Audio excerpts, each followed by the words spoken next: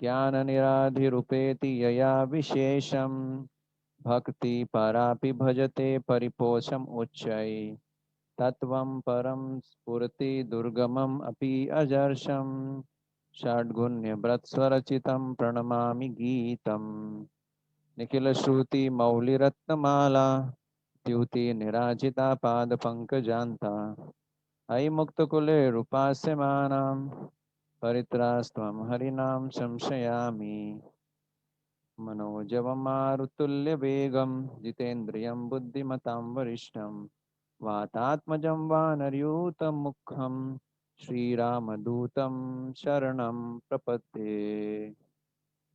हरे कृष्णा। तो आप सभी भक्तों का स्वागत है आज के भगवत गीता के कक्षा के अंदर। आज हम बहुत बहुत बहुत बहुत ही इम्पोर्टेंट श्लोक पे चर्चा करेंगे। बहुत ही इम्पोर्टेंट श्लोक है। तो मैं जो है श्लोक आपके सामने जो है डिस्प्ले करता हूँ और इसके अलावा जो है हम ये श्लोक का उच्चारण करेंगे। सॉरी।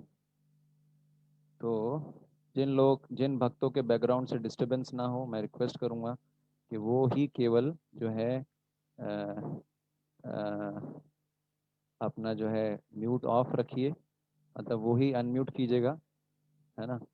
ठीक है, मैंने आपको अनम्यूट कर दिया है। तो जिन भक्तों के बैकग्राउंड में डिस्टरबेंस ना हो केवल वही रिसाइट कीजिएगा। बाकी डिवोटीज म्यूट करके रिसाइट कर सकते हैं, ऐसा ज़रूरी नहीं कि सब ये रिसाइट करेंगे, है ना। ओके।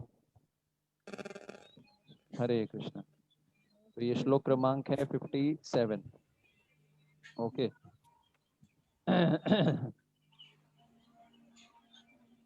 यह सॉरी यह सर्वत्र अनभिस्नेहा यः सर्वत्र न विस्नेहा तथा तथा प्राप्य शुभ अशुभम तथा तथा प्राप्य ततत्प्राप्य शुभं शुभाशुभम् न अभिनंदन्ति न द्वेषस्ति न अभिनन्ति न द्वेषस्ति तस्य प्रज्ञा प्रतिष्ठिता। तस्य प्रज्ञा प्रतिष्ठिता। एक मिनट, हाँ, जस्ट अ मिनट। मेरा वॉइस नहीं आ रहा है आप लोगों को? आ रही है प्रभु जी। ओके। हरे कृष्णा। सुमित्रा माता जी, मेरा वॉइस आ रहा है आपको? आई थिंक आ रहा होगा, है ना। आई थिंक एक भक्त ने मैसेज किया है कि आपका वॉइस नहीं आ रहा है, तो नहीं प्रभु जी, क्लियर है। ओके। तो आप प्रयास कीजिए, मे भी हो सकता है आपका सिग्नल वीक हो। तो जो है मैं रिक्वेस्ट करूंगा फिर से, जो डिवोटीज नहीं बोल रहे हैं वो भी उच्चारण कर सकते हैं। श्लोक बोलना एक बहुत ही पावरफुल है, एप्लीकेशन है। संस्कृत का उच्चारण करने से हमारी चेतना शुद्ध होती है और ये भगवान की वाणी है, तो सबको प्रयास करना चाहिए। आप लोग अनम्यूट कर सकते हैं, मैंने आपको जो है अपनी तरफ से अनम्यूट कर दिया है, पर आपको अपनी तरफ से अनम्यूट करना पड़ेगा, ठीक है। क्या कर रही है? कुछ तो नहीं कर रहा। अनम्यूट करके शोर करेगी तो फिर हाँ, तो शांति। हरे कृष्णा। यस। हरे कृष्णा कृष्णा कृष्णा हरे हरे, हरे राम राम राम हरे हरे। ओके, फिर से उच्चारण करेंगे। ये आपके बैकग्राउंड से थोड़ा वॉइस आ रहा है कुसुमलता माता जी, थोड़ा आपको बैकग्राउंड का वॉइस जो है डिस्टर्ब कर रहा है।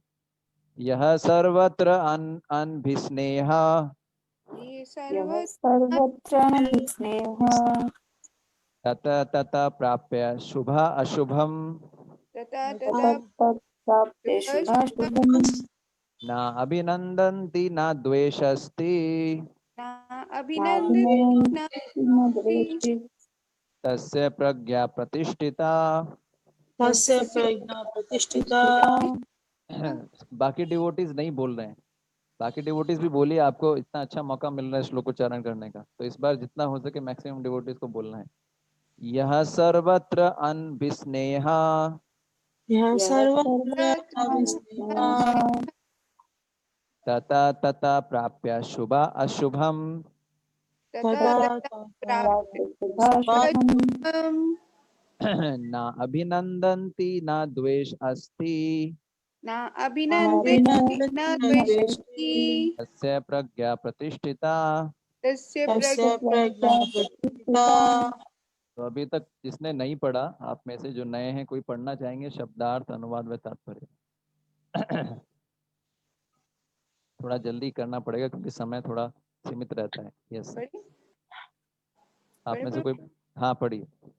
या जो यस, सर्वत्र सभी जगह अनभिस्नेह स्नेह शून्य तथा उस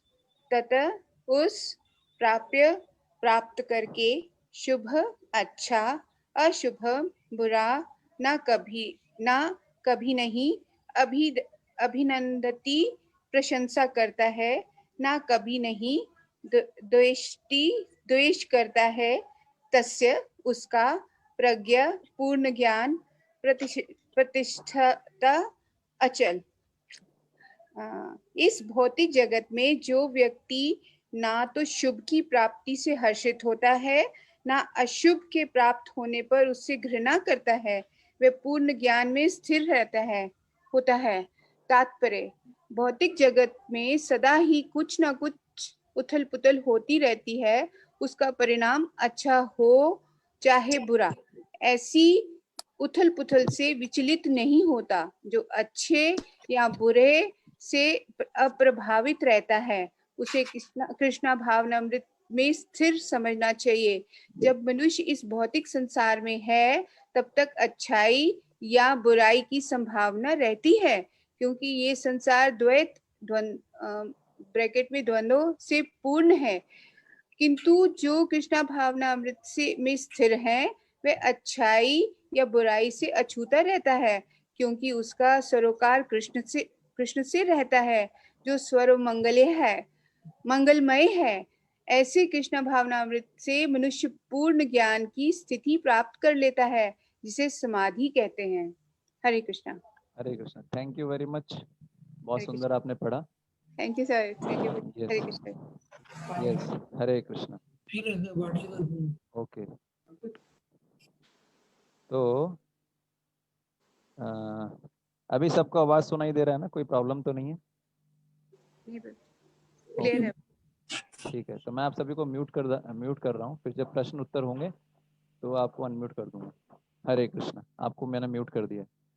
तो 2.54 श्लोक के अंदर जो हमारा मेन श्लोक था, स्थित प्रज्ञस्य का भाषा समाधि तस्य केशव स्थितर्धीर किम प्रभाषेत, है ना? तो ये जो श्लोक था, इसके अंदर 4 क्वेश्चन पूछे थे भगवान ने, सॉरी अर्जुन ने भगवान से। पहला, अध्यात्म में लीन चेतना वाले मनुष्य के क्या लक्षण है, पहला प्रश्न। दूसरा, वो क्या बोलता है। इसके अंदर भी 3 प्रश्न थे, क्या बोलता है, कैसे बोलता है, क्यों बोलता है। और उसके बाद में था कि कैसे बैठता है, कैसे चलता है। तो हम जो श्लोक चर्चा कर रहे थे, प्रजहाति यदा कामांस, नेक्स्ट श्लोक, उसमें भगवान ने बताया कि अध्यात्म में लीन चेतना वाला मनुष्य जो है, उसके लक्षण क्या थे, है ना? ये प्रजहाति यदा कामांस, है ना? तक्त्वा सर्वान, ये सर्वा पार्थ मनोगतान, ये श्लोक में हो गया था पहला प्रश्न। दूसरा प्रश्न का उत्तर भगवान ने कल वाले श्लोक में दे दिया था कि वह कैसे बोलता है।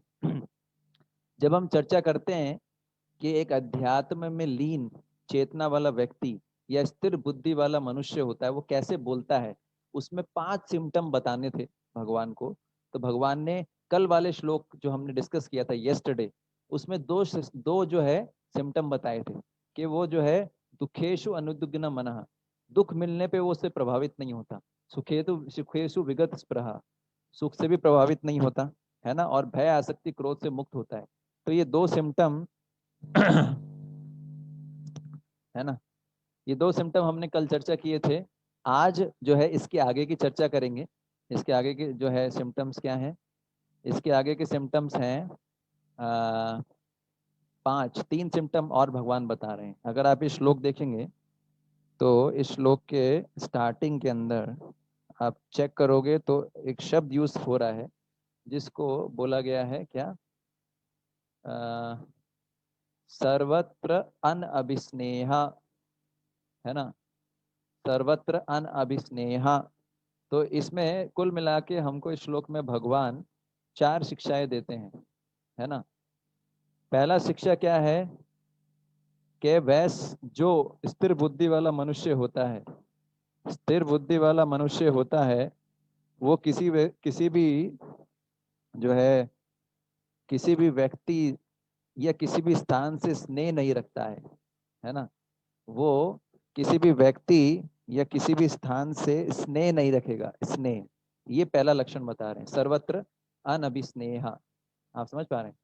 और दूसरा जो है बता रहे हैं, क्या बता रहे हैं, दूसरा बता रहे हैं क्या कि वह प्रिय घटना घटित होने से प्रसन्न नहीं होता, और ना अप्रिय घटना, ना अप्रिय घटना घटती है तो उसे दुखी होता है। मतलब सुख में बहुत ज्यादा प्रसन्न होके फूल नहीं जाएगा, या दुख के अंदर बहुत ज्यादा डिप्रेस नहीं होगा। तो ये 3 चीजें हम चर्चा करेंगे मुख्य रूप से। ये बहुत जरूरी है हमारी लाइफ में एज अ साधक। आप देखिए, जब हम सबसे ज्यादा खुश होते हैं तो सबसे, आपसे मैं आपको अनम्यूट करूंगा, जब हम सबसे ज्यादा खुश होते हैं तो सबसे ज्यादा क्या चीज प्रभावित होती है, कोई बता सकता है। जब हम सुख सुख बहुत ज्यादा सुखी ऐसा लगता है, भौतिक रूप से सुखी हो जाते हैं, सबसे ज्यादा क्या चीज प्रभावी होती है, क्या इफेक्ट होता है, किस चीज को सबसे ज्यादा इफेक्ट होता है? हमारी हम बुद्धि को प्रभु जी। ईगो। एक एक करके बताइएगा। शरद हम प्रभु। लोग भगवान को अक्सर भूल जाते हैं उस समय। Okay, good. और शरद प्रभु? हाँ, हमारी बुद्धि प्रभु जी, मतलब वो इतना खुशी हो जाते हैं कि कोई भी डिसीजन कैसा हो उस टाइम खुशी के हमारे ले देते हैं, फिर पता कभी कभी ऐसा फील होता है कि बाद में गलत डिसीजन दे दिया। Good good. और बहुत इगोइस्टिक हो जाते हैं प्रभु जी। ओके, और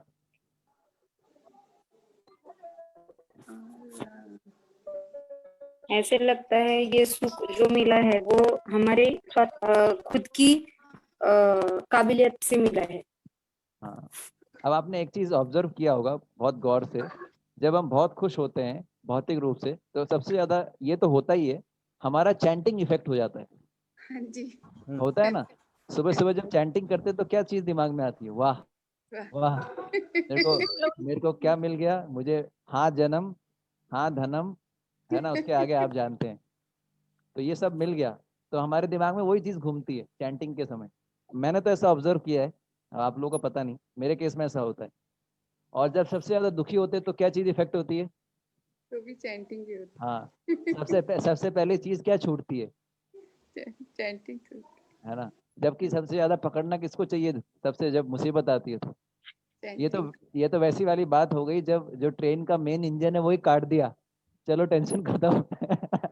आगे कैसे बढ़ेगी गाड़ी, हमारी स्थिति ये है।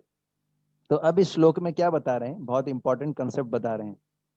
पहली चीज क्या है, बता रहे हैं कि अन्न अभिस्नेह, अन्न सर्वत्र अन्न भिस्नेह, मतलब जो ऐसा व्यक्ति होता है वो किसी भी व्यक्ति या पर्टिकुलर वस्तु से कोई स्नेह नहीं रखता है। ये बड़ा इंपॉर्टेंट है। स्थिर बुद्धि वाला व्यक्ति, है ना, किसी किसी भी है व्यक्ति या वस्तु से स्नेह नहीं रखता है। ये बड़ा इंपॉर्टेंट। क्यों? स्नेह रखने से क्या होगा, ये इंपॉर्टेंट है समझना, कि जो व्यक्ति स्थिर बुद्धि वाला मनुष्य होता है वो किसी भी समय अधिक, जैसे नॉर्मली क्या होता है, साधारण व्यक्ति कोई किसी स्थान पर रहता है तो किसी स्थान से लंबे समय तक रहने से आसक्त हो जाता है, या उन व्यक्तियों से जो है आसक्त हो जाता है, और फिर जब वो स्थान छोड़ना पड़ता है या व्यक्तियों को छोड़ना पड़ता है तो बड़ी प्रॉब्लम आती है, नहीं? जैसे ये हमारे साथ भी तो ऐसे ही होता है ना, हम इस शरीर में रह रहे हैं, हम आत्मा है, लेकिन ज्यादा आसक्ति हो जाता है शरीर से, तो जब जो आत्मा निकलता है शरीर से तो बड़ी समस्या आती है। इसलिए बोला जाता है, एक बहुत सुंदर उदाहरण देते हैं भागवतम में, मेरे को कृष्ण भगवान की कृपा से याद आ गया। आपने नारियल देखा है? नारियल जो होता है, एक तो वो पानी वाला ब्राउन नारियल आता है, इसमें पानी होता है, एक सूखे वाला ब्राउन नारियल आता है जिसमें पानी सूख जाता है। तो जो पानी वाला जो ब्राउन नारियल होता है उसमें जो गिरी होती है वो चिपकी भी रहती है उसके कवर पे, और उसको निकालने में बड़ा स्ट्रगल होता है। लेकिन जो सूखा नारियल होता है वो डिटैच्ड हो जाता है, उसका जो अंदर का होता है वो उस कवर से डिटैच हो जाता है। ये भागवत का उदाहरण देखिए, भागवत कितना परफेक्ट उदाहरण है ना। तो वैसे ही बताते हैं, अगर हम हमको अपने कृष्ण भावनामृत के अभ्यास से अपने आप को ऐसा कर लेना है कि हम इस शरीर में रहते रहते डिटैच हो जाए। परीक्षित महाराज डिटैच हो गए कथा सुन के, सांप ने आके डसा कोई फर्क ही नहीं पड़ा, पहले ही डिटैच हो गए। तो पॉइंट ये है कि किसी जगह किसी व्यक्ति या किसी वस्तु से स्नेह रखते हैं तो हमको फिर कष्ट होता है। आसक्ति, आसक्ति मतलब जो आ सकती है पर जा नहीं सकती है, आप समझ गए? आ सकती है पर जा नहीं सकती, बड़ा मुश्किल होता है आसक्ति। और संसार में तो ऐसा होता ही है, आप देख लो कहीं भी, या आसक्ति एक बार हो जाती है तो बड़ा कष्ट होता है ना। इसलिए आसक्ति किसी से नहीं करनी चाहिए, केवल कृष्ण से। भरत महाराज को देख लीजिए, भरत महाराज के साथ क्या हुआ, एक हिरण से आसक्ति हो गई। बताइए, कोई सोच सकता था हिरण से आसक्ति, कोई सोच सकता था ऐसा होगा? और क्या हो गया देखिए, भाव के स्तर से गिर गए। हम तो पता नहीं पहुंचेंगे भी नहीं पहुंचेंगे इस जीवन में, और वो वहां से गिर गए। एनीवे, तो इसलिए अब उसमें उदाहरण आता है प्रभुपाद जी का। शिला प्रभुपाद जी का जीवन हम देखते हैं तो अपने घर का और पत्नी का त्याग किया, या सब जानते हैं। प्रभुपाद जी ने पूछा, यू वांट मी और टी, आपको चाय चाहिए या मैं चाहिए? उनकी पत्नी ने मजाक में बोल दिया चाय, टी। प्रभुपाद जी बोले बहुत अच्छा है, और प्रभुपाद जी चले गए। आज वैसे प्रभुपाद जी अमेरिका में, आज आप स्पेशल दिन है, प्रभुपाद जी अमेरिका में आगमन हुआ था, बहुत स्पेशल दिन है। तो पॉइंट ये था कि प्रभुपाद जी को पता नहीं था कि मैं कहाँ जाऊंगा, कुछ पता नहीं था, लेकिन प्रभुपाद जी ने एक चीज डिसाइड कर ली थी कि वापस घर पे नहीं आने वाला, कि वापस घर पे नहीं आऊंगा, है ना। ये बड़ा इंटरेस्टिंग चीज रहता है। ये कैसे इंटरेस्टिंग है, मुझे याद है जब मैंने ब्रह्मचारी आश्रम ज्वाइन किया था तो मेरी जो मदर थी वो रो रही थी। ऑफ कोर्स नेचुरल है, मैंने भी डिसाइड किया था कि वापस नहीं आने वाला। हालांकि उसके बाद वापस गया था, वापस गया मतलब इन सेंस जाता हूँ अभी घर पे, लेकिन पॉइंट ये है कि उस रूप में वापस नहीं जाऊंगा जिस रूप में वो मुझे चाहते हैं। अभी आइडेंटिटी बदल चुका है, अभी आध्यात्मिक गुरु के सेवक हैं, भगवान के सेवक बनना चाहते हैं तो कुछ तो छोड़ना पड़ेगा ना। ऐसा जरूरी नहीं छोड़ा जाए, दो रास्ते हैं। Anyway that is different thing. तो पॉइंट ये है कि प्रभुपाद जी ने डिसाइड किया दोबारा वापस नहीं आएंगे, और उन्होंने अनेक पूरे विश्व की यात्रा की, भ्रमण किया, है ना। प्रभुपाद जी ने श्लोक पे लेक्चर दिया था न्यूयॉर्क में 1966 15 अप्रैल। प्रभुपाद जी बोलते हैं, हम देखिए कितने मूर्ख, एक तरीके से देखिए बुद्ध मनुष्य है ना, बुद्धि यूज नहीं करता। कैसे पता है? आप सोचिए, ये प्रभुपाद जी उदाहरण देते हैं, है ना। जैसे हम सड़क पे जा रहे हैं, अमेरिका में जा रहे हैं, मान लीजिए हम जा रहे हैं, कोई हमको भारतीय मिलता है तो हम कितना उससे है ना आकर्षित हो जाते हैं, अरे इंडियन, अरे ये तो हमारे भारत का है, हरे कृष्णा प्रभु जी, हरे कृष्णा प्रभु जी, अरे भारत से प्रभु जी, हाँ हाँ हाँ प्रभु जी, है ना। और कितना जल्दी कनेक्शन बनता है ना, कितना जल्दी उससे कनेक्शन होता है, राइट। दूसरा उदाहरण है, प्रभुपाद जी लिखते हैं, बड़ा जबरदस्त है ना। बोले ये मूर्खतापूर्ण सिद्धांत है। कैसे बोलते हैं? प्रभुपाद जी बोलते हैं कि बोले स्नेह का उदाहरण देते हैं, बोले सड़क पे लाखों स्त्रियां घूम रही हैं, सड़क पे लाखों स्त्रियां घूम रही हैं, लेकिन जो है बता रहे हैं कि एक विशेष स्त्री है, उसके साथ मेरा विशेष संबंध है, और उसको मैं अपनी पत्नी मानता हूँ, और वो बोलती है ये मेरा पति है ना। तो ये जो है, ये क्या है आप सोचिए, ये तो ट्रेनिंग है ना माइंड का। इतनी सारी स्त्रियां घूम रही है, एक स्त्री को मैं अपनी पत्नी मानता हूँ, और मेरा पूरा विचारधारा उसके प्रति बदल जाता है, जबकि बाकी सारी स्त्रियों के विचारधारा अलग है ना, है कि नहीं। और ये जो कास्टिज्म होता है हमारे कॉलेज के अंदर, मैंने बीटेक किया है जोधपुर से, हमारे कॉलेज के अंदर ग्रुप बने हुए थे, जाटों का ग्रुप है, मीणाओं का ग्रुप है, लड़ते थे, है ना। वो लाइन लगता था फीस जमा कराने का, रैगिंग होता था। एक जयपुर ग्रुप था, एक जाट ग्रुप था, एक मीणा ग्रुप था, आपस में लड़ते थे। किस लिए लड़ रहे हो भाई? कोई भगवान ने ठप्पा मार के भेजा है क्या कि तुम जाट हो तुम मीणा हो, है ना। इधर हिंदुस्तान पाकिस्तान, है ना, ये सब जो है ये आइडेंटिटीज मनुष्य क्रिएट करता है। भगवान ने ये सब क्या है, ये शारीरिक जो है पॉइंट है कि शारीरिक पहचान है, ठीक है। ये शरीर कितने समय के लिए रहने वाला है? बहुत कम समय के लिए, कोई नहीं कह सकता, ठीक है। तो इसमें हम छोटी छोटी चीजों पे आसक्त हो जाते हैं, फिर बड़ा कष्ट होता है। इसलिए जो है भगवत गीता ये भी सिखाता है कैसे शरीर को छोड़ा जाए।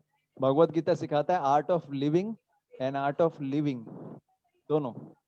शरीर में कैसे रहा जाए वो तो सिखाता ही है, शरीर को कैसे छोड़ा जाए ये भी सिखाता है। तो दूसरा उदाहरण है भगवान श्री रामचंद्र जी का। प्रभुपाद जी का उदाहरण तो आपने सुन ही लिया। जिस समय श्री राम जी को राज्याभिषेक की तैयारी चल रही थी, अब सोचिए किसी को राज्याभिषेक मिलने वाला हो, हमारे लिए तो इम्पॉसिबल है ये सोचना, है ना। राजगद्दी मिल रहा हो, अयोध्या के एक छत्र सम्राट श्री रामचंद्र, भगवान श्री रामचंद्र, उसी समय न्यूज मिल जाए कि आपको 14 वर्ष के लिए वनवास दिया जा रहा है, तो क्या होगा बताइए। कितने लोग हमारे में से बर्दाश्त कर पाएंगे? कोई है आप में से जो बोलेगा प्रभु जी देखिए मैं तो नहीं एक्सेप्ट, मैं तो बर्दाश्त नहीं कर पाऊंगा? क्या लगता है आपको? आप लोगों को राज्य अभिषेक किया जाए, उस समय आपको ऐसा बोल दिया जाए कि प्रभु जी माता जी जो है 14 वर्ष के लिए वनवास जाना है, क्या रिस्पॉन्स होगा आपका? कौन बताएंगे? यस,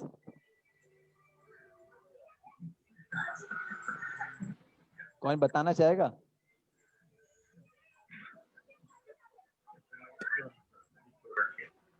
हरे कृष्णा। हरे फाइटिंग कृष्ण हो प्रभु जाए। जी। एक माता जी ने उत्तर लिखा है, फाइटिंग हो जाएगी, फाइटिंग। बिल्कुल सही बोला है। हम तो डंडा लेके और बोलेंगे क्या लगा रखा है, पहले तो राज्याभिषेक के लिए बोला था और अब बोल रहे हो वनवास जाने के लिए। थोड़ी होता है, कोई सिस्टम नहीं है, कोई आपका बुद्धि नहीं है आपको। और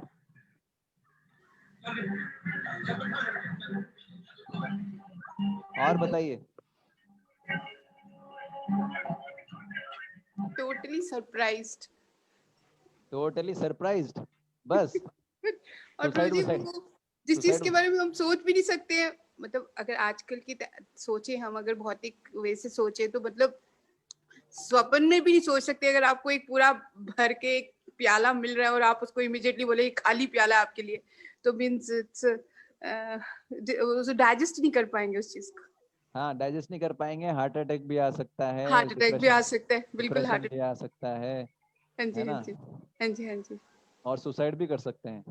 बिल्कुल। सुसाइड तक तो नहीं, पर प्रभु जी अरे आपको पता नहीं है, आप देखिए ये जो आजकल इतने सुसाइड हो रहे हैं ना, आप देख रहे हैं ना कि किस बात पे। एक्चुअली आप सोचिए, सुसाइड करना इतना आसान काम है, लेकिन लोग क्यों नहीं, करते हैं?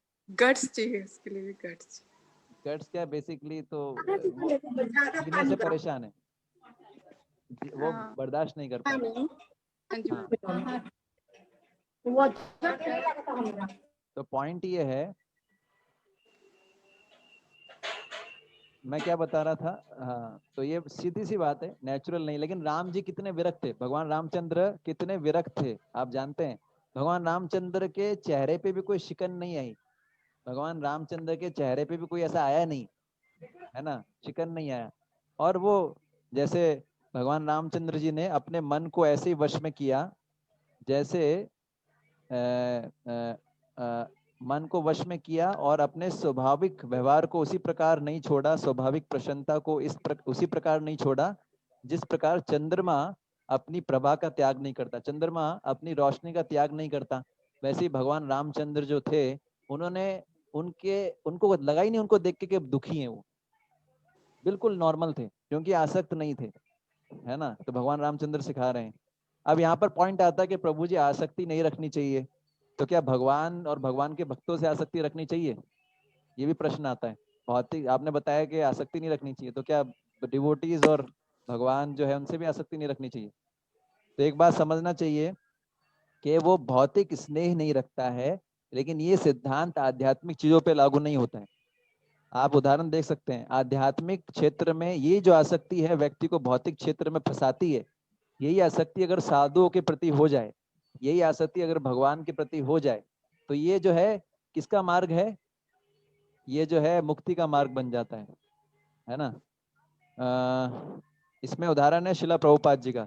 शिला प्रभुपाद जी, जो शिला प्रभुपाद जी के शिष्य हैं, शिला प्रभुपाद जी के शिष्य शिला प्रभुपाद जी से इतने अटैच थे कि प्रभुपाद जी, आपने पढ़ा होगा जब प्रभुपाद जी भारत में आए दोबारा, बीमार थे, तो शिला प्रभुपाद जी के शिष्य उनको याद करते थे।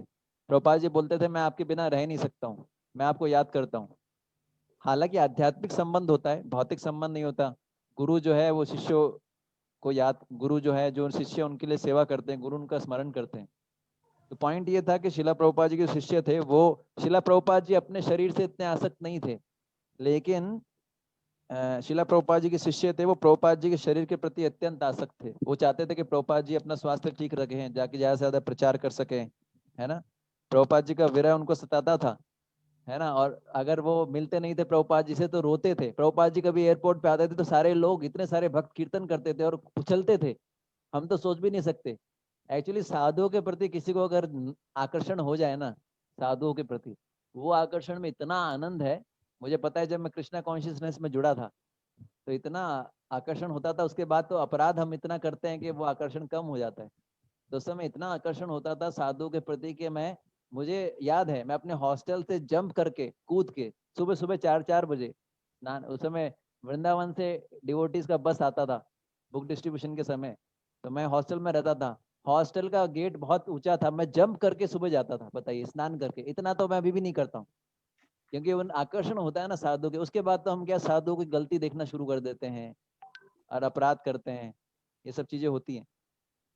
तो ये जो है भक्तों के प्रति लागू नहीं होता है, भक्तों के प्रति और भगवान के प्रति। फिर है उस एक और उदाहरण आता है भगवान श्री राम के प्रति। जो पूर्ववासी थे, जो अयोध्या वासी, उनका बड़ा आसक्ति था। जब भगवान जा रहे थे अयोध्या जो वनवास के लिए, उस समय जिस दिन भगवान जाने वाले थे उस दिन जो अयोध्या वासी थे उनके घर पे भोजन ही नहीं बना, उनके घर पे भोजन नहीं बना, है ना। उन्होंने कोई काम नहीं किया उस दिन। जो हाथी थे उन्होंने अपने मुंह में लिया हुआ चारा छोड़ दिया, गौओं ने बछड़ों को दूध नहीं पिलाया। इतना आसक्ति था जानवरों को भी भगवान श्री राम से। और जैसे कोई पुत्र होता है तो माँ बड़ी खुश होती है ना, कोई पुत्र पैदा होता है, लेकिन उस दिन जो भी पुत्र हुआ कोई माँ प्रसन्न नहीं हुई, क्योंकि श्री राम जी से इतना स्नेह था। किसी ने भी जो है सबकी हालत बड़ी खराब थी, सब दुखी थे, है ना। इतना आसक्ति था भगवान राम से। तो भगवान से और भगवान के भक्तों से आसक्ति जो है मुक्ति का मार्ग है। बाकी जो आसक्ति किसी में लगाएंगे तो कष्ट देगा। भरत महाराज का उदाहरण देख सकते हैं। उसके बाद दूसरा शिक्षा है तत् प्राप्य शुभ अशुभम। ये जो है श्लोक का शब्द है, तत्त प्राप्य शुभ अशुभम, है ना। तत्त प्राप्य शुभ अशुभम, ये भी बड़ा इंपॉर्टेंट है। कैसे इंपॉर्टेंट है कि जब उसको शुभ कार्य की शुभ चीज, ना तो वो शुभ को प्राप्त करके जो है खुश होता है, ना वो अशुभ को प्राप्त करके दुखी होता है। ये बड़ा इंपॉर्टेंट है। ना तो वो शुभ चीज को प्राप्त करके जो है बहुत ज्यादा सुखी होता है, ना जो है अप्रिय वस्तु मिलती है तो दुखी होता है। ये बताया है श्लोक के अंदर, है ना। तो ये भी बड़ा आसान नहीं है। जनरली क्या होता है, शुभ का मतलब ये है कि ऐसी वस्तु या घटना जो अपने मन को प्रिय लगे उसको हम शुभ मान लेते हैं, और अशुभ का मतलब जो मन को प्रिय नहीं लगे वो अशुभ है। सिंपल सी बात है ना। और ये भौतिक संसार क्या है, बड़ा अनिश्चित है, अनिश्चित संसार है। क्यों अनिश्चित संसार बताया गया है? क्योंकि संसार में सुख दुख मिक्स रहता है। अगर कोई शुभ घटना होने जा रही है तो उस समय कोई अशुभ घटना भी हो जाती है, और कोई अशुभ घटना होने जा रही है उस समय कोई शुभ घटना भी हो जाती है। जैसे मान लीजिए किसी के परिवार में पिता की मृत्यु हो गई लेकिन पुत्र भी पैदा हो गया, ऐसा भी होता है। किसी के यहाँ शादी हो रही है, जैसे चैतन्य महाप्रभु डांस करते थे ना श्रीवास आंगन में, उसी समय उनके पुत्र की मृत्यु हो गई, है ना। जैसे किसी के यहाँ शादी हो रही है उसी समय मान लीजिए कोई आतंकवादी आ गए और उन्होंने जो है कई लोगों को मर्डर कर दिया, ऐसा भी होता है ना। ऐसा भी होता है कोई व्यक्ति जो है परीक्षा में प्रथम आया कोई विद्यार्थी, और वो घर लौट रहा था, उसका एक्सीडेंट हो गया, ऐसा भी हो जाता है। तो यहाँ पर जो है शुभ और अशुभ घटना का जो है मिक्स होता है। आप देखिए जिस समय भगवान राम का अभिषेक हो रहा था उनको वनवास मिल गया। जिस समय पांडव लोग जो थे, युधिष्ठिर महाराज अपने भाइयों के साथ सुखपूर्वक राज्य कर रहे थे, सडनली राज्य छीन गया उनसे। पत्नी को जो है द्रौपदी जी को कितना अपमानित सहन करना पड़ा, अपमान। तो ऐसे करके बहुत सारे उदाहरण है। तो हम देखते हैं भौतिक जगत में क्या होता है, सुख और दुख मिक्स होता है। भौतिक जगत में सुख और दुख मिक्स होता है ना। और ये रहता है ना। यहाँ पर कुछ भी प्योर सुख प्योर दुख नहीं है। आप समझ पा रहे हैं? कोई और दूसरा ये भी है, कोई घटना किसी के लिए शुभ होगी तो दूसरों के लिए अशुभ होगी। जैसे मान लीजिए कोई बहुत ज्यादा किसी एरिया में बहुत सारे लोग बीमार हो जाएं तो उनके लिए तो बहुत अशुभ है, लेकिन डॉक्टर के लिए क्या है, शुभ है, राइट। क्योंकि पैसा मिलेगा जितने रोगी, है ना। जैसे भी वर्षा बहुत हो रही है तो वर्षा होती है, वैसे तो टाइमली वर्षा होती नहीं है आजकल, तो टाइमली वर्षा होती नहीं है ना। आप देख समझ पा रहे हैं, वर्षा होती है तो किसान के लिए तो बड़ा अच्छा है, पर जो मिट्टी बनाने वाला, जो मिट्टी के जो वेसल बनाने वाला जो कुम्हार है, उसके लिए अच्छा नहीं, क्योंकि वो धूप नहीं मिलेगा उसको, तो उसके जो है बर्तन कैसे पकेंगे, है ना।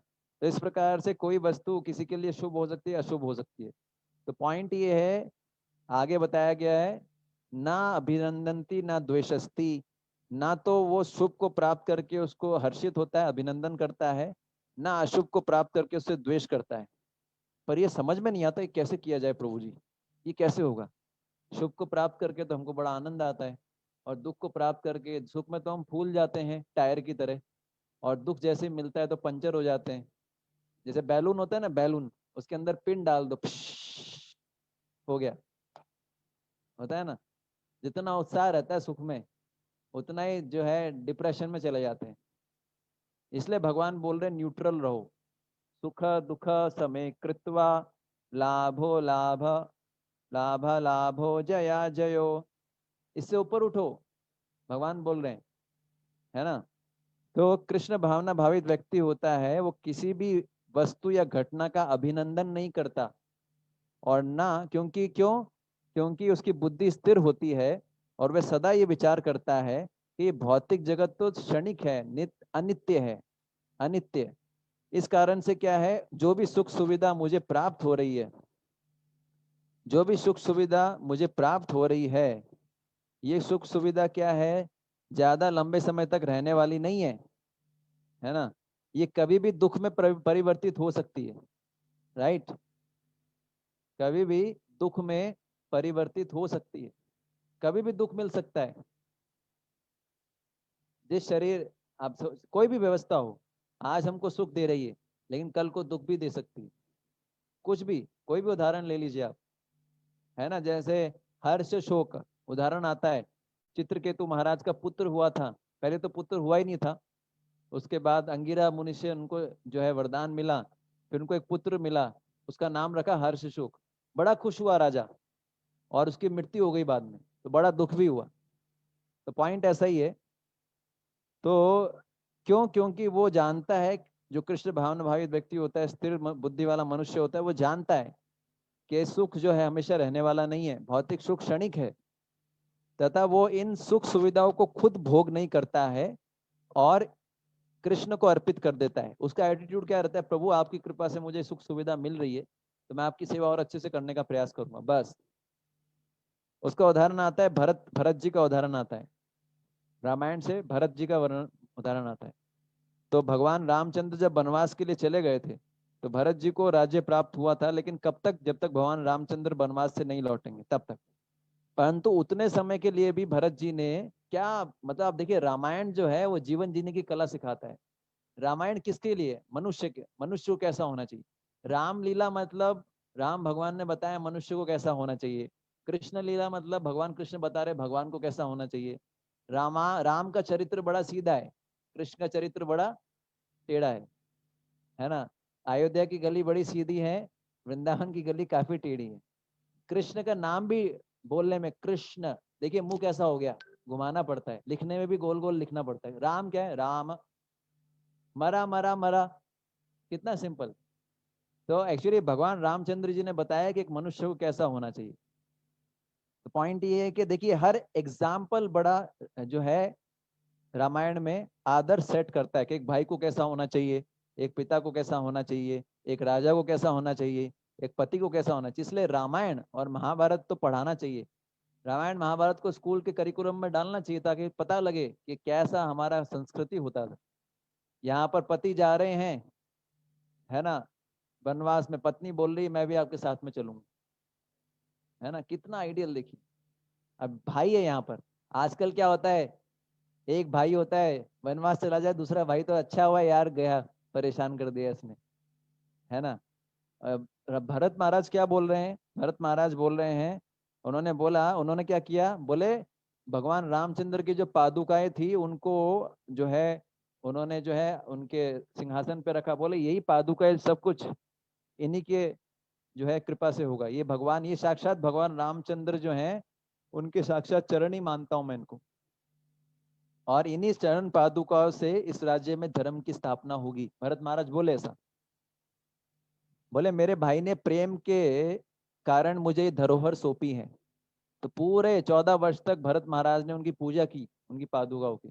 और फिर जब वो उन्होंने डिसाइड किया था जैसे ही रामचंद्र जी आएंगे तो वह पादुकाएं अपने भाई को देंगे और फिर जो है उनका आशीर्वाद लेंगे और उनके अनुगत होकर सेवा करेंगे, है ना। ये देखिए, ये होता है आइडियल रिलेशन, भाई का संबंध कैसा होना चाहिए, ये रामायण।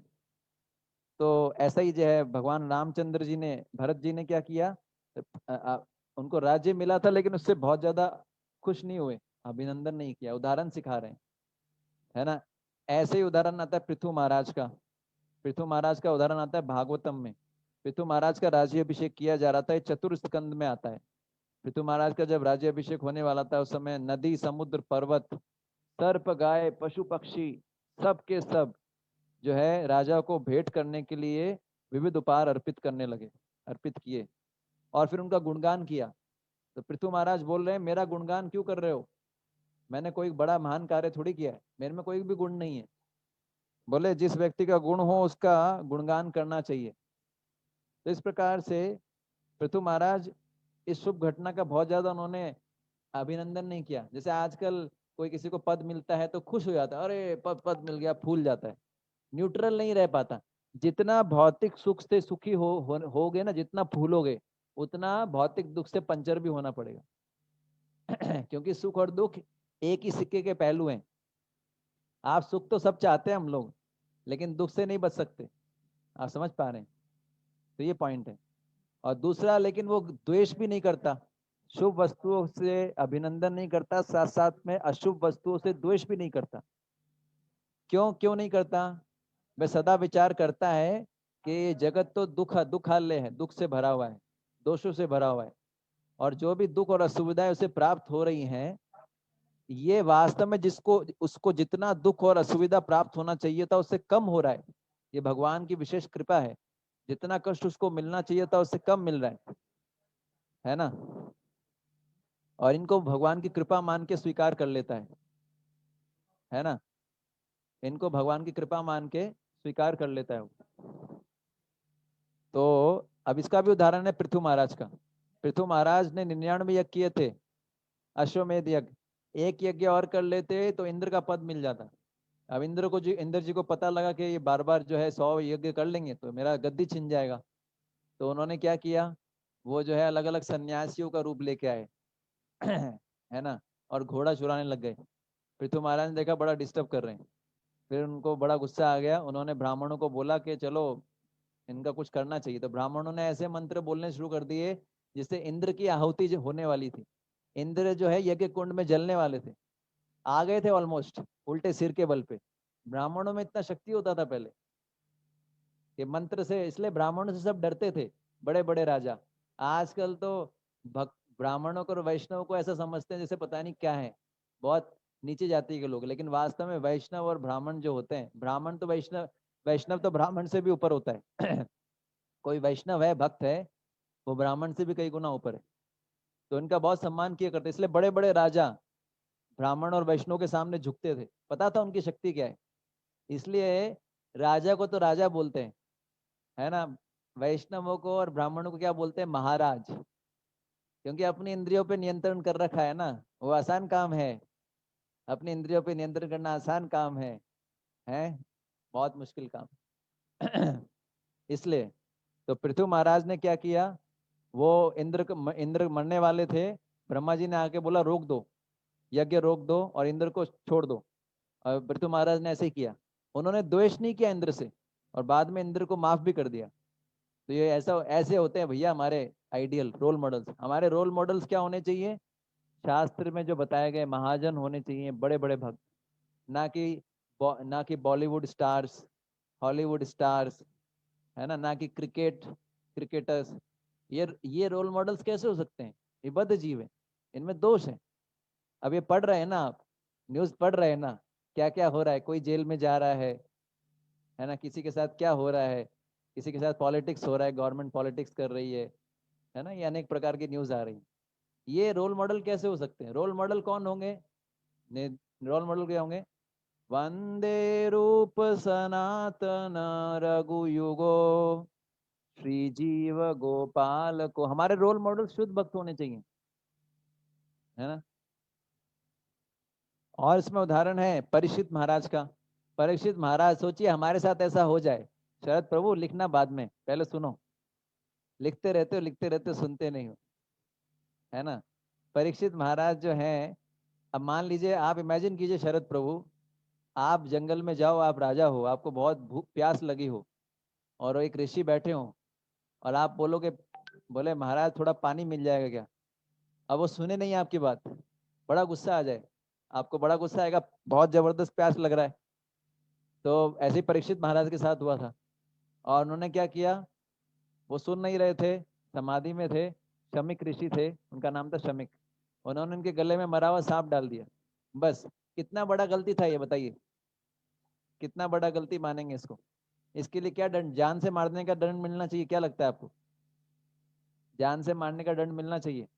अब उनका जो ब्राह्मण पुत्र था, उसने श्राप दे दिया, बोले जिस व्यक्ति ने मेरे पिता के गले में मरा हुआ सांप डाला है उसको इसी प्रकार का सांप आके डसेगा। बताइए। अब परीक्षित महाराज उससे द्वेष नहीं किए, बोले जैसी भगवान की इच्छा, और इसको एक अपॉर्चुनिटी के रूप में लिया है। ये मेरे लिए सौभाग्य की बात है कि मैं संसार के जन्म मृत्यु से निकल जाऊंगा, चक्र से। अपना घर छोड़ दिया, जंगल में आए सॉरी, घर छोड़ के गंगा नदी के तट पे गए, और पूछ रहे थे कि मरने वाले व्यक्ति का कर्तव्य क्या है। फिर सुखदेव गोस्वामी मिलते हैं, फिर भागवत निकलती है। तो ये है, आप समझ गए। ऐसे और भी उदाहरण है। नारद मुनि क्या करते थे, नारद मुनि का उदाहरण, नारद मुनि जो है दक्ष प्रजापति थे, उन्होंने 10,000 बच्चे पैदा किए थे। उनको नारद मुनि ने सबको ब्रह्मचारी बना दिया, सन्यासी बना दिया। दक्ष प्रजापति को बड़ा गुस्सा आया, क्योंकि उनको संसार बढ़ाना था ना, इसलिए वो चाह रहे थे कि ये तपस्या करके आएंगे, इनकी सबकी शादी कर देंगे, फिर ये संसार वृद्धि करेंगे आगे। इसलिए जो है बड़ा गुस्सा आया। फिर दूसरी बार उन्होंने फिर 1,000 बच्चे पैदा किए, नारद मुनि फिर पहुंच गए, फिर ब्रह्मचारी बना दिया। दक्ष प्रजापति बोलते हैं, बोले ये तुम्हारा जो है क्या कर रहे हो तुम लोगों के घर तोड़ रहे हो। जैसे आजकल कई बार हमको लोग बोलते हैं, है ना। मेरी बुआ जी है, वो तो मेरे को बोलती है, बोले तुम लोग घर तोड़ने वाले लोग हो। मैं बोलता हूँ नहीं, हम लोग घर जोड़ने वाले लोग हैं, घर तोड़ने वाले नहीं, है ना। पॉइंट ये है कि वो बोले कि बोले तुमने इनको ब्रह्मचारी बना दिया, सन्यासी बना दिया, ये आर्टिफिशियल है। जब तक संसार का भोग नहीं करोगे तब तक कोई वैराग्य आएगा, है। ये कंसेप्ट है लोगों का कि भोग करने के बाद वैराग्य, ऐसा कभी नहीं होने वाला। ये गलत कंसेप्ट है ना। आग में कितना भी घी डाल दोगे, आग एक बार के लिए कम हो जाएगी ज्यादा घी डालने से, लेकिन फिर क्या होगा, भोग को जो है जितना कम किया जाएगा उतना वैराग्य आएगा, ना ज्यादा भोग के। ये गलत कंसेप्ट है, ज्यादा भोगोगे तो बस इच्छा कम हो जाएगी। ये इस कंसेप्ट नहीं है हमारा गीता का। तो फिर उन्होंने श्राप दे दिया उनको, बोले तुम जो है तुम उन्होंने श्राप दिया कि वे किसी एक स्थान पे ठहर नहीं सकेंगे। नारद मुनि बोला बड़ा अच्छा है, ये तो सन्यासी हैं, बड़े बढ़िया है, घूमेंगे अलग अलग जगह, भगवान का प्रचार करेंगे। ऐसे ही प्रभुपाद जी बोलते थे, मेरे को कई लोग श्राप देते हैं, बोले लेकिन अच्छा है हमारे लिए ऐसा होता है, कई कई बार हमको भी श्राप मिलता है, जो डिवोटीज। हाँ, अभी प्रश्न उत्तर नहीं हुआ है प्रभु जी, अभी थोड़ा कंप्लीट होने में टाइम लगेगा, 5 मिनट, फिर प्रश्न उत्तर के लिए टाइम समय देंगे आप, ठीक है। चौथा जो है इसका शिक्षा है तस्य प्रज्ञा प्रतिष्ठिता, अर्थात जिस व्यक्ति की वाणी में 3 विशेषताएं होती है। कौन सी 3 विशेषता आज हमने चर्चा करी। पहली विशेषता के वह जो है इस प्रकार की बातें नहीं बोलता जिससे पता लगे कि उसको अपने कुटुंब से या उसको अपने किसी विशेष स्थान से आसक्ति है, ऐसा कभी नहीं बोलेगा। बल्कि उसकी वाणी में हमेशा ये ऐसे शब्द निकलेंगे जिससे ऐसा पता लगेगा कि ये बहुत ही वैरागी व्यक्ति है। उसकी वाणी से हमेशा भौतिक आसक्ति को समाप्त करने का उपदेश निकलेगा। कभी कभी लोग हमारे से जो है नाराज हो जाते हैं, क्योंकि साधु का मतलब होता है काटना, साधु का मतलब जो आसक्ति काटता है। कभी कभी हम लोग है भी बोलते हैं, तो उससे लोग बड़े डिस्टर्ब हो जाते हैं, लेकिन ये समझना चाहिए साधु का काम ही आसक्ति काटना है, आसक्ति कटेगी कैसे वरना। दूसरा विशेषता है उसकी वाणी जो होती है क्या होती है, वह इस प्रकार की बातें नहीं बोलता जिससे पता लगता है कि वे किसी विशेष जो उसको कुछ अगर प्राप्त हो गया है उस वस्तु का अभिनंदन करता है। मतलब उसकी वाणी में ऐसा कभी नहीं लगेगा आपको उसकी वाणी से कि ये बड़ा खुश है कुछ प्राप्त करने में, बल्कि वो हमेशा उल्टा बोलेगा। वो बोलेगा अरे ये क्षणिक क्षणिक चीज मेरे को प्राप्त हुई है, इसमें बहुत ज्यादा खुश नहीं होना चाहिए। अगर वो कुछ प्राप्त भी हो जाएगा तो बहुत ज्यादा जो है वो ऐसा नहीं फूल रहा है, बैलून की तरह फूल गया, है ना, ऐसा उसके दिखेगा नहीं उसके बिहेवियर में। और तीसरी तीसरी उसकी वाणी में ऐसी होती है, विशेषता होती है कि वो इस प्रकार की बातें नहीं बोलता कि जिसको सुन के ऐसा लगे कि किसी चीज को खोने में या किसी अप्रिय घटना घटने से उससे वो दुखी होता है, डिप्रेशन में आ गया, ऐसा कभी लगेगा नहीं। तो जिसके अंदर, जिसकी वाणी में तीन विशेषताएं होती हैं, उस उसको बोलते हैं तस्य प्रज्ञा प्रतिष्ठिता, मतलब उसकी बुद्धि स्थिर होती है ना। पर भक्त के लिए ऐसा नहीं है। मतलब ये जो है बताया गया, भक्त जो होता है, श्रीला प्रभुपाद जी तात्पर्य में लिखते हैं, भक्त जो होता है वो ये संसार में अच्छा बुरा हमेशा द्वैत रहेगा, दो चीजें रहेंगी, अच्छा बुरा, सफेद काला, दिन रात। लेकिन जो कृष्ण भावनामृत में स्थिर है वह अच्छाई बुराई से कुछ अछूता नहीं रहता, अछूता रहता है। अच्छाई बुराई से प्रभावित नहीं होता। क्यों? क्योंकि उसका संबंध कृष्ण से होता है। कृष्ण बोलते हैं अगर ये कार्य करो, चाहे वो दुनिया की नजर में बुरा हो वो करेगा। कृष्ण बोलते हैं ये मत करो, चाहे दुनिया की नजर में अच्छा हो वो नहीं करेगा। उदाहरण आप देखिए, गोपियां जो थी पूरी रात में अपना परिवार छोड़ के कृष्ण के पास आती थी। संसार की दृष्टि से कितना बुरा है, लेकिन उन्होंने परवाह नहीं, क्योंकि कृष्ण की दृष्टि में जो है वो ठीक है। दूसरा उदाहरण प्रहलाद महाराज। प्रहलाद महाराज के पिता नरसिंह, भगवान नरसिंह देव जो है उनके पिता को उन्हीं के सामने मार रहे हैं। अब कोई साधारण भौतिक अवस्था में कोई किसी के पिता को मारेगा तो क्या लड़का उनको बचाएगा? नहीं, पिता को बचाएगा ना। प्रहलाद महाराज तो उल्टा माला पहना रहे हैं उनको मारने के बाद, बोले thank you very much my dear mister killer, ऐसा बोल रहे हैं। प्रभुपाद जी लेक्चर में बोलते हैं। ऐसा कोई करेगा? अपने पिता के मर्डर को माला पहनाएगा, मर्डरर को? तो ये जो है आध्यात्मिक और भौतिक धरातल बिल्कुल अलग अलग होते हैं, हम इसको समझ नहीं सकते, इसलिए जो है ये चीज बता रहे हैं।